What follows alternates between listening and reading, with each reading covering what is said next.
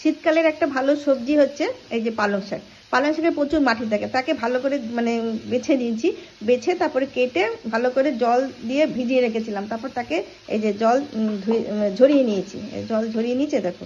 হ্যাঁ, আর এদিকে কড়াইতে তেল গরম করেছি, তার মধ্যে 5 ফোড়ন কাঁচা লঙ্কা দিয়েছি, আর সবজিগুলো সব দিয়ে দিয়েছি, কুমড়ো, পেঁপে, আলু আর টমেটো দিয়েছি। এবার এর মধ্যে নুন দিয়েছি, হলুদ, জিরে, ধনের গুঁড়ো দিয়েছি। হ্যাঁ, এবার ভালো করে সাঁতলিয়ে নিয়ে এবার হচ্ছে এই পালং শাকটা দিয়ে দিচ্ছি, তারপরে আমি দেখাচ্ছি কি করছি, ঠিক আছে।